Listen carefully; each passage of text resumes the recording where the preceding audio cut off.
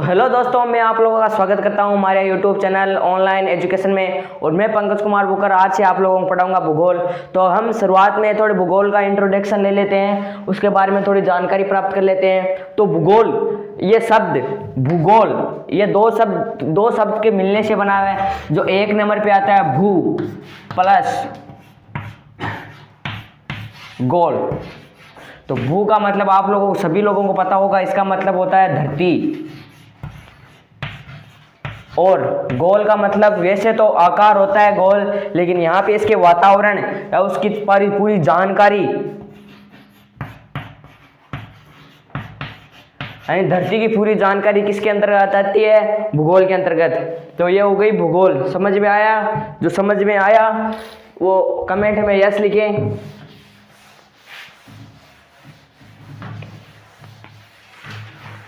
और आज से हम पढ़ेंगे मानव भूगोल के बारे में।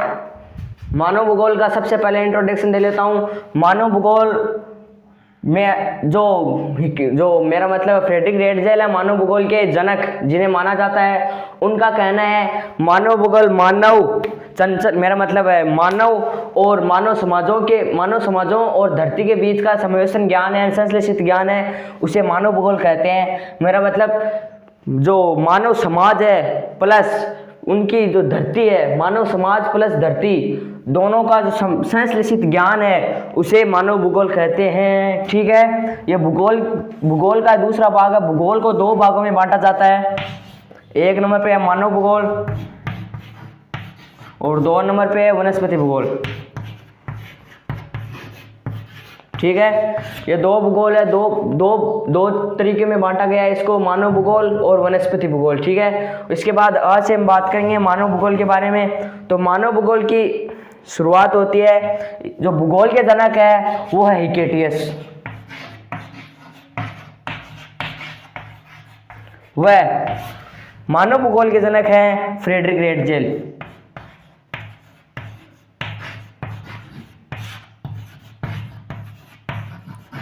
बारहवीं क्लास को देखते हुए मैं एक बहुत महत्वपूर्ण प्रश्न बता दूं, ये आ सकता है आपके लिए। फ्रेडरिक रेटजेल की पुस्तक का नाम क्या है? तो उनकी पुस्तक का नाम है एंथ्रोपोजियोग्राफी।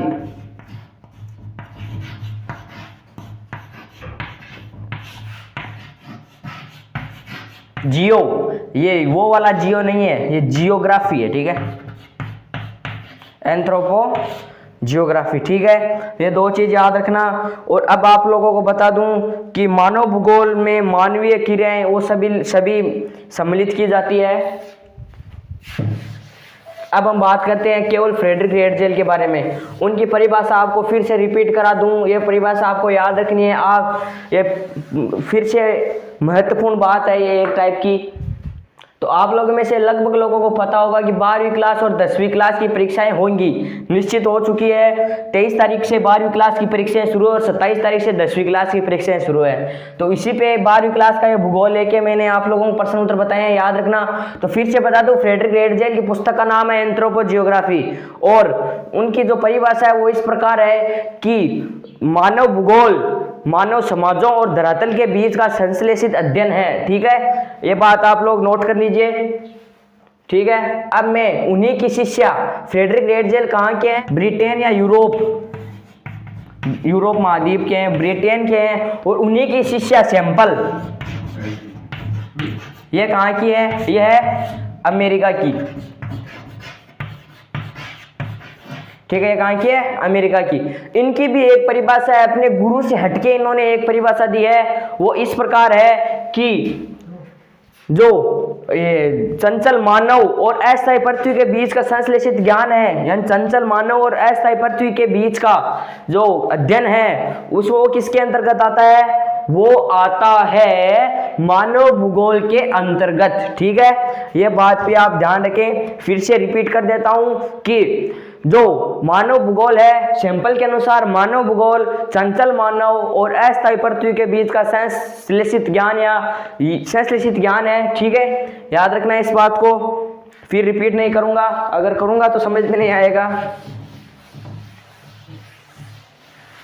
तो अब आती है हमारी बात है विडाल डिलाप्लास।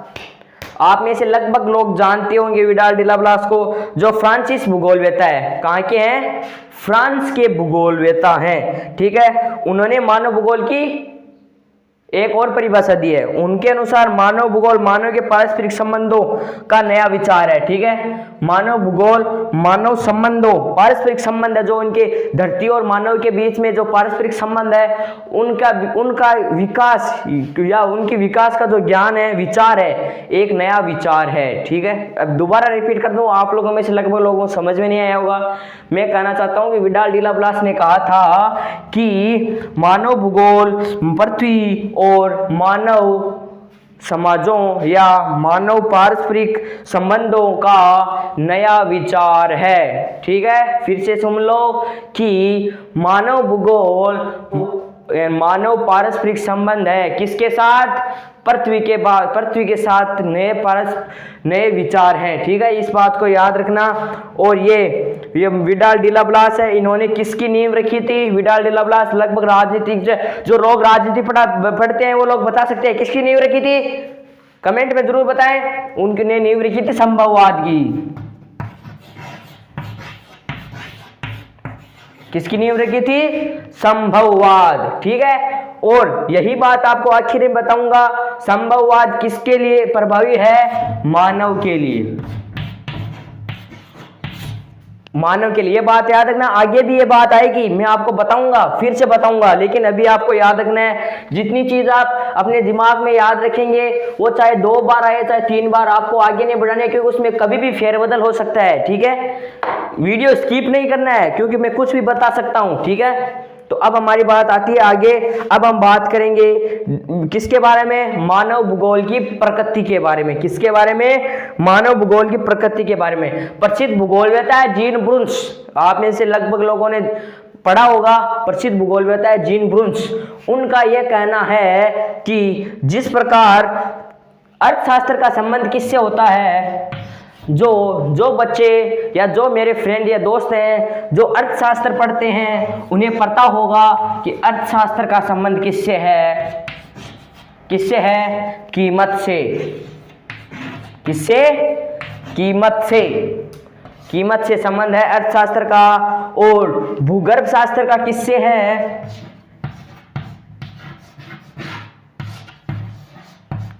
भूगर्भ शास्त्र का किससे संबंध है? चट्टानों से। ठीक है, किससे संबंध है?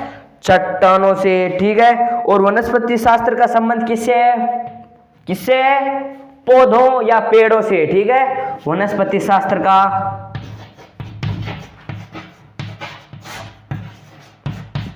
पौधे।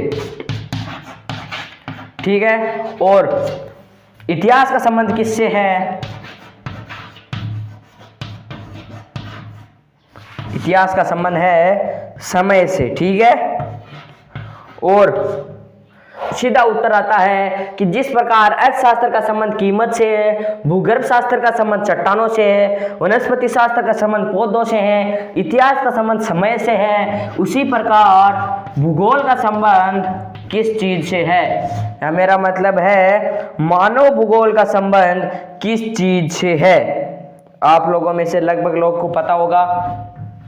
जल्दी जिनको पता है वो कमेंट में उत्तर दे सकते हैं। मुझे पता है आप लोगों में से जो भूगोल पढ़ने आए हैं लगभग लोगों ने इससे पहले ये चैप्टर पढ़ लिया होगा। जिन लोगों ने चैप्टर पढ़ा है उन कमेंट में उत्तर दें कि भूगोल का संबंध किस चीज़ से है। अगर आप लाइव नहीं देख रहे हैं फिर भी आपको उत्तर देना चाहिए, क्योंकि उससे आपके दिमाग में जो उसकी जो विचार है वो रहेगा, यानी जो संबंध है वो जो आप उत्तर देंगे वो कई दिनों तक आपके दिमाग में रहेगा या आप चीज़ कभी नहीं भूलेंगे। तो कमेंट करके जरूर बताएं कि भूगोल का संबंध किससे है। अब मैं बताने जा रहा हूं भूगोल का संबंध है स्थान से।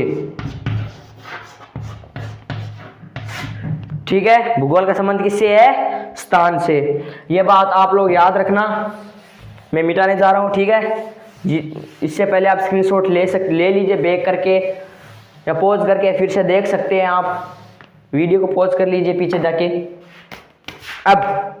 अब हम आते हैं मानव भूगोल की प्रकृति, यानी असली प्रकृति क्या मतलब है। मानव भूगोल की प्रकृति हकीकत में क्या है? भूगोल की मेरी राइटिंग थोड़ी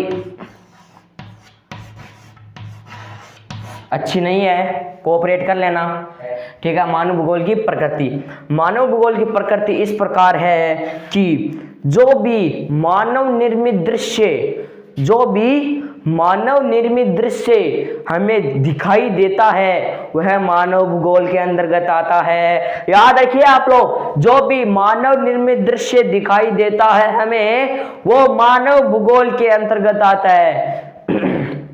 थोड़े गले में हिचकिच है तो ये बात याद रखना कि जो भी मानव भूगोल के अंतर्गत कौन सी चीज आती है, जो मानव निर्मित दृश्य, जो मानव कोई चीज सर्च या खोज करता है वो भी मानव भूगोल के अंतर्गत आएगा। जो मानव कोई कार्य करता है वो भी मानव भूगोल के अंतर्गत आएगा। जिस चीज को मानव ने समझ लिया कि ये चीज क्या है वो मानव भूगोल के अंतर्गत आएगा। ठीक है, ये बात आप लोग याद रखिए। और इसी प्रकार मानव भूगोल की प्रकृति में एक चीज और आती है कि मानव का विकास कहाँ, कब और कैसे हुआ। ये 3 शब्द याद रखिए, कहाँ, कब, कैसे।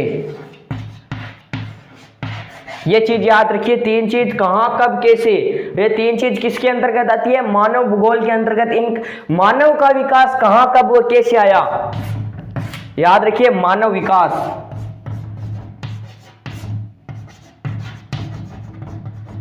मानव का विकास कहाँ, कब और कैसे हुआ, यह सब चीज किसके अंतर्गत आती है, मानव भूगोल के अंतर्गत। ठीक है, आज हमने मानव की प्रकृति पढ़ ली, कल हम मानव के काल पढ़ेंगे जिसमें मानव का विकास हुआ। तो अब मैं आपसे अलविदा लेना चाहता हूँ, कल फिर मिलेंगे। अगर आप हमारे चैनल पे नए हो तो चैनल को सब्सक्राइब कर लेना, बेल आइकन प्रेस कर देना, और बेल आइकन प्रेस करने के बाद अपने दोस्तों को आगे से आगे शेयर करना ताकि उनकी भी थोड़ी मदद हो जाए।